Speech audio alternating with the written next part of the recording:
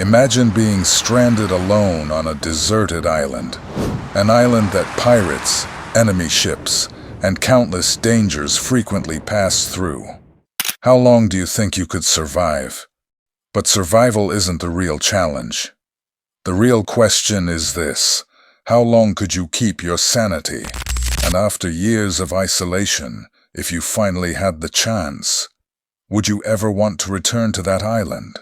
Today I'm going to tell you the true story that inspired a novel most of us have read, or at least heard of, Robinson Crusoe. This is the tale of Alexander Selkirk, or as his name has been adapted into our language, Alexander Selkirk. After watching the video, don't forget to share in the comments the obvious differences between the real story and the novel. And if you enjoy the video, a single tap on the like button would support this channel more than you can imagine. Thank you in advance. If you're ready, let's begin.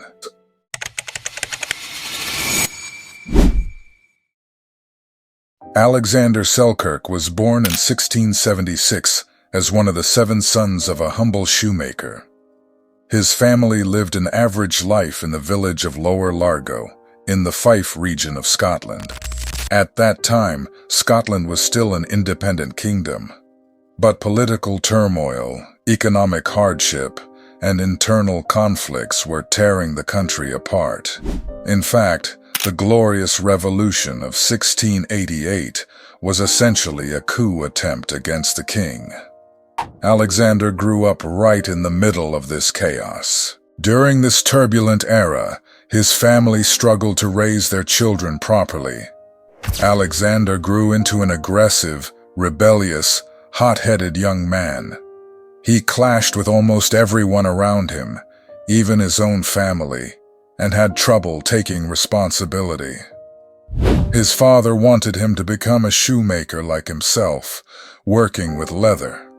And indeed, Alexander would spend much of his life working with leather. But in a way nobody could ever have predicted. His troublesome behavior made him infamous in the village. People began to distance themselves from him. And then came the final straw. When he displayed inappropriate and hostile behavior in church, he was taken before the church court. They found him guilty and sentenced him. Faced with punishment, Alexander made what he thought was the most logical choice. He ran away. And the easiest escape route was the sea. Young Alexander enlisted on a ship as part of what was then a common practice: privateering. What is privateering? In short, when nations were at war, they would give certain sailors official permission to attack enemy merchant ships. What would normally be considered piracy suddenly became a legal activity. It strengthened the navy of the nation, and at the same time, it kept these dangerous, uncontrollable men busy doing something useful. This was exactly the kind of life Alexander was drawn to. The War of the Spanish Succession between England and France created the perfect opportunity for privateers to earn money. Attacking enemy ships meant serving the crown and getting rich. At just 17, Alexander set out on a privateering voyage. In the Mediterranean and the Caribbean, he attacked Spanish and French ships, raided ports, and plundered goods. He seemed to love life at sea. Over 10 years, the once reckless young man became a hardened mariner, unshaken even in the most dangerous moments aboard a ship. By 1703, he joined a major expedition led by the English privateer captain William Dampier. Dampier was one of the most experienced men Alexander had ever met. He had set foot on the southern shores of Australia and explored the northern coasts of New Guinea. His experience would later play a crucial role in Alexander's fate. The expedition began on September 11th with 2 ships, the St. George and the Cinque Ports. Dampier commanded the St. George. The Cinque Ports soon lost its captain, and a young but unpopular officer named Thomas Stradling took command. Alexander was assigned to Stradling's ship. In those days, abandoning a disobedient sailor on a deserted island was not unheard of. In fact, history records dozens of such cases. The condemned man would usually be left without food, without water, without weapons, sometimes only with a single pistol, and that pistol was often given so the man could end his own life once starvation or thirst became unbearable. In other words, it was a delayed execution. When Stradling became captain, he proved to be nothing but arrogant and cruel. The crew despised him. His so-called discipline was so harsh that the men were nearly ready to mutiny. Dampier tried to intervene, but the problems persisted. And after a failed attack on the port of Santa Maria in Panama, morale plummeted. The Chincha ports desperately needed repairs, so the ship stopped at the Juan Fernandez Islands.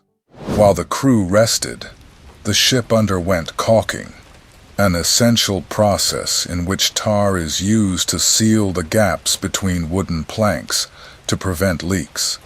It's critical, and it can't be rushed. Relying on his experience, Alexander repeatedly insisted that the ship was not seaworthy. If they set sail in that condition, they would sink. It would be suicide. But Stradling refused to listen. Furious at Alexander's protests, he finally snapped. Alexander declared, "If you set out like this, I'm not going. I'd rather stay on this island alone than drown on that ship." And Stradling, out of sheer spite, decided to leave him there. And so, the course of Alexander Selkirk's life changed forever. He was left on the island with a chest of belongings, some clothing, bedding, a musket, a bit of gunpowder and bullets, tobacco, an axe, a knife, a kettle, a Bible, a compass, and a few small tools. As the ship sailed away, Alexander became the loneliest man in the world. Adapting to the island was not easy. The tropical climate quickly shredded his clothes, but he used a nail to make a needle and stitched together goat skins to create new garments. He built himself a shelter from branches and long grasses. He learned to make fire by rubbing sticks together. One of his biggest problems was the rats. They stole his food and kept him awake at night. So Alexander came up with a creative solution. He tamed the island's wild cats. They kept the rats away and became his companions.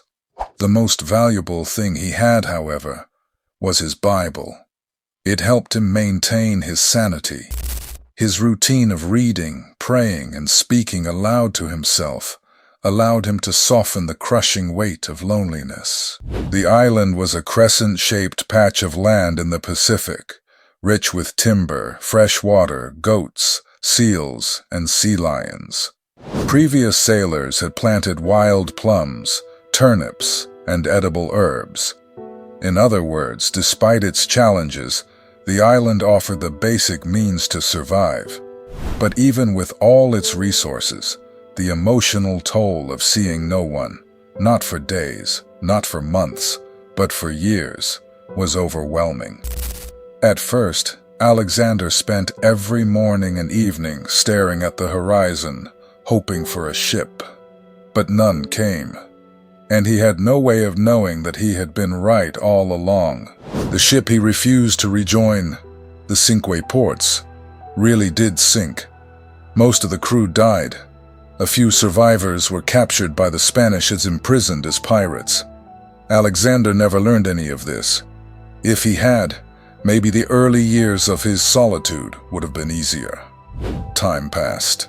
Days turned into months, months into years. Alexander adapted to the rhythm of the island. He hunted goats, fished, crafted tools, and made clothes. Eventually, he realized he had nearly forgotten how to speak. Without hearing another human voice, words began to lose meaning. But he wasn't the first mariner to be abandoned there.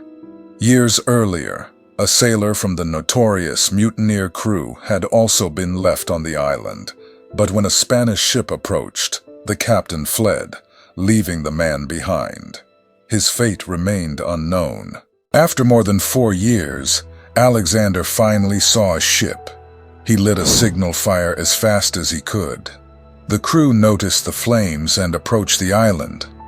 When they saw him, dressed in goatskins, wild in appearance, they were stunned. They had expected the abandoned sailor from years earlier. Instead, they found someone entirely different. And then fate intervened.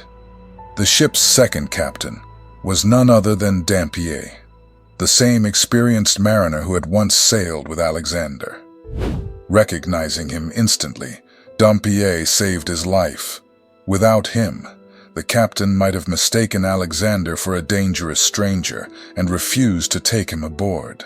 Thus, after more than 4 years of total isolation, Alexander Selkirk was finally rescued. Captain Rogers later wrote about him in his published account. "We found a man dressed in goatskins who had nearly forgotten how to speak. Yet to our amazement, he was incredibly fit and strong." Once he regained his ability to speak, Alexander explained that several times over the years, Spanish ships had approached the island, but every time he tried to signal them, they fired at him. So, he had not only faced hunger and loneliness, but also the threat of being killed. After his rescue, he joined the crew once more and even served as second mate for a while. He received his share of the captured treasure. When he returned to England in 1711, his 800-pound share was worth roughly £200,000 in today's money, enough to live comfortably for years. But Alexander Selkirk could not settle into a quiet life on land. The chaos he carried within, his attachment to the sea, never left him. In 1717, he joined the Royal Navy as an officer. He earned rank and respect, but his fate once again found him at sea. In 1721, he died of yellow fever aboard a ship. And perhaps the saddest part is this. In his final years, he told everyone the same thing. "I want to return to the deserted island." Yes, the island he once desperately wanted to escape from became the only place he longed for at the end of his life. Perhaps it was the silence, perhaps the strange peace of solitude, or perhaps he had changed so much that he could no longer endure crowds. Alexander Selkirk, the real inspiration behind Robinson Crusoe, spent his final days yearning for the island he once feared. And that is the true story behind Robinson Crusoe. A story printed millions of times, translated into dozens of languages. I hope you enjoyed the video. If you did, please don't forget to like and comment. The channel is under heavy dark clouds right now, but with your support, they will all disappear. I'm Narravia. See you next time. And as always, take care until the next video.